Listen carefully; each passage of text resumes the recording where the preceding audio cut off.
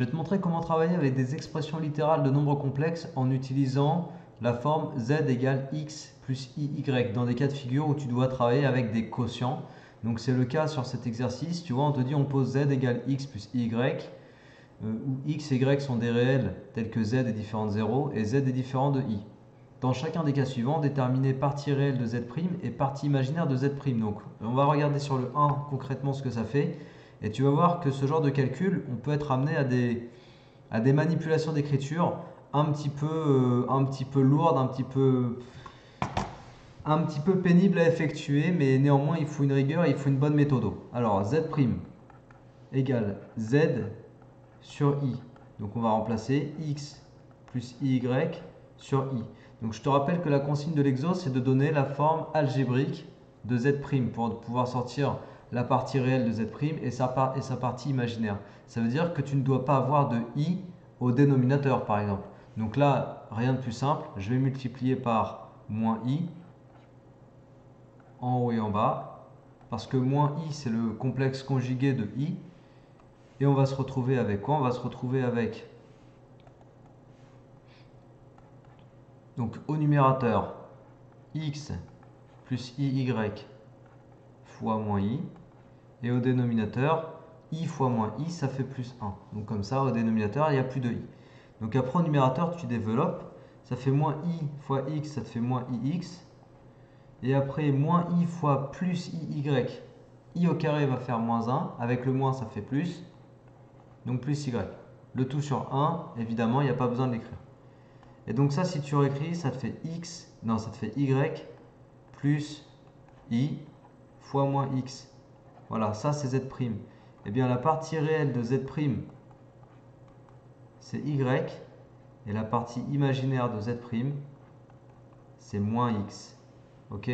Là, tu as la partie réelle de z', et puis là, tu as la partie imaginaire de z'. Ok?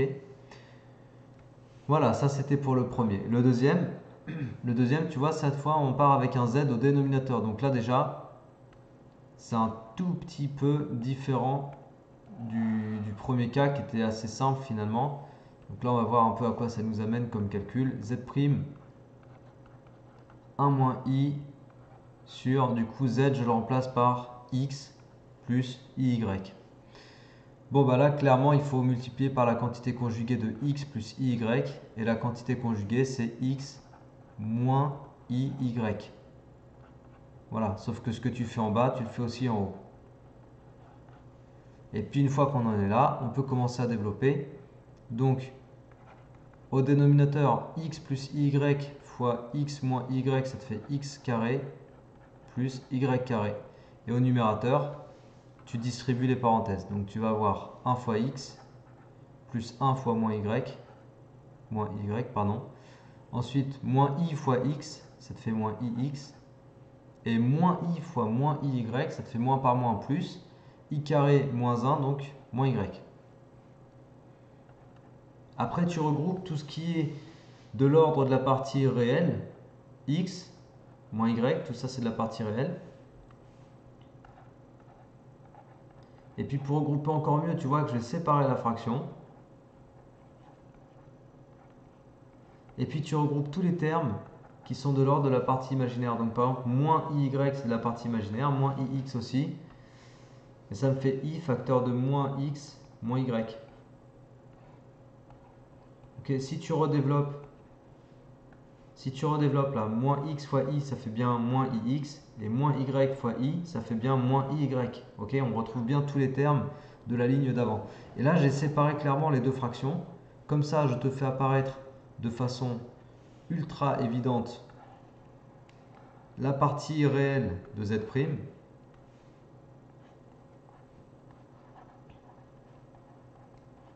Et puis la partie imaginaire de z'. Et là, on est bon. Ok? Allez, on va continuer. Donc, ça se corse au fur et à mesure, hein, petit à petit. Tu vois que les expressions, elles sont de plus en plus étoffées. Là, maintenant, on a du z au numérateur. et au dénominateur. Donc je le remplace par x plus iy sur x plus iy moins i. Ok, alors première chose ici. La première chose, c'est d'écrire ton dénominateur sous forme algébrique, en regroupant clairement les i pour avoir la forme a plus ib. Parce qu'on va avoir besoin de multiplier par la quantité conjuguée du dénominateur, mais il faut que ça nous apparaisse clairement ça. Donc le dénominateur, si tu es OK, il s'écrit comme ça. D'accord? Et le numérateur, pareil, je vais regrouper un petit peu les choses. Je vais écrire x plus 1 plus y. D'un point de vue formel, mes parenthèses au numérateur ne me servent pas à grand chose ici. Parce que j'ai pas de coefficient devant x plus 1. J'ai pas de signe négatif non plus. Donc je peux enlever mes parenthèses. Sauf que le fait de mettre mes parenthèses me permet de grouper ensemble les éléments de la partie réelle du nombre qui est au-dessus, tu vois. Donc on va laisser comme ça. Et puis maintenant, je vais placer des crochets là. Je vais multiplier par la quantité conjuguée, le nombre conjugué, le complexe conjugué du dénominateur, à savoir x moins i fois y moins 1. Et au numérateur, je fais la même chose. Voilà, donc on a multiplié par le complexe conjugué.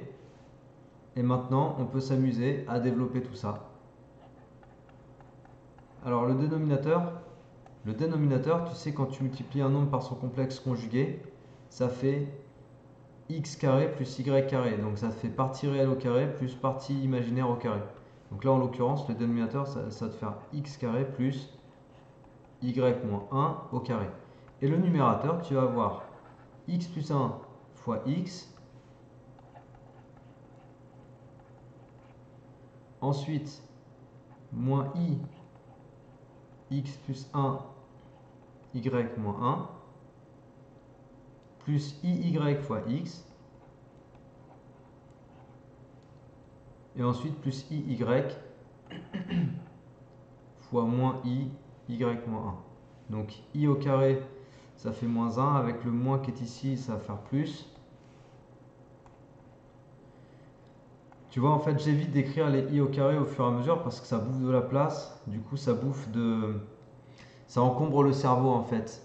Et ton cerveau, il a trop de choses à visualiser. Il faut le faire travailler un petit peu de tête, de manière à ce qu'il ne soit pas encombré du point de vue de la mémoire visuelle.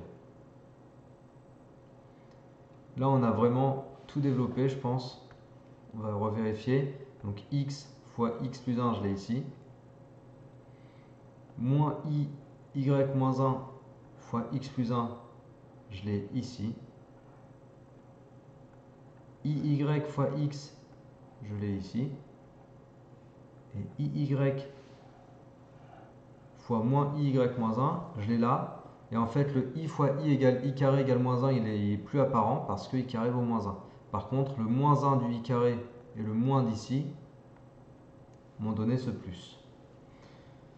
Ok?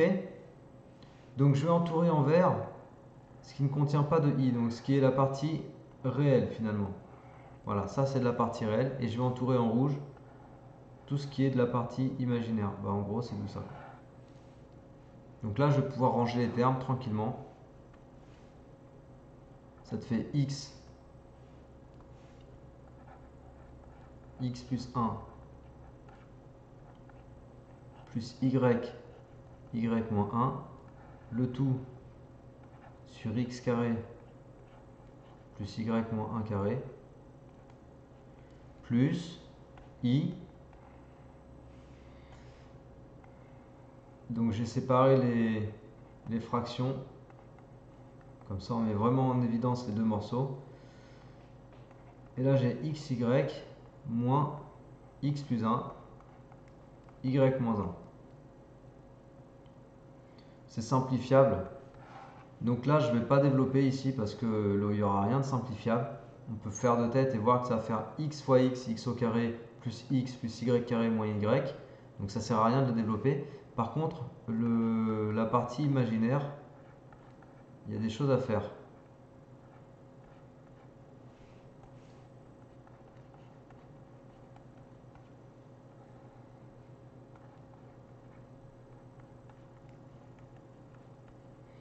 La partie imaginaire, tu vas avoir xy moins xy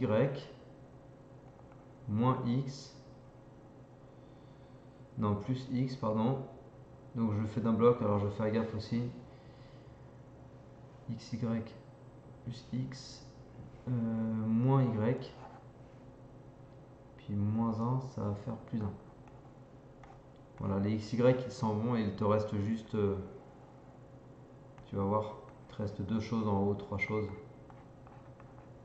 Donc tu as vu, on est sur un calcul un peu plus lourd là, hein. Je pense que tu cernes la différence avec le premier exemple qu'on a traité. Là, il faut déjà être un petit peu plus rigoureux dans le développement des termes. Les erreurs de signes, les erreurs de développement, les erreurs de parenthèse, toutes ces choses-là qui vont faire que peut-être tu peux arriver à la fin et en fait ton calcul est faux parce qu'il y a juste un signe moins qui est devenu plus ou un truc comme ça, tu vois, des trucs tout cons qui font que le château s'écroule. Voilà, donc ici, tu as la partie réelle de z'.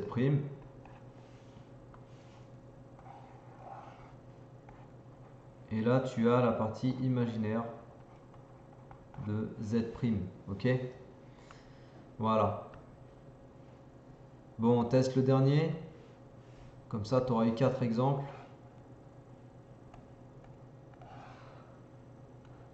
Je vais le réécrire.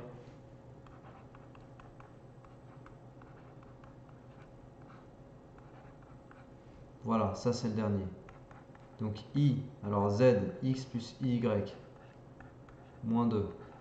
Et au dénominateur, z bar, c'est x moins y. Alors du coup, je vais multiplier par le complexe conjugué x plus y.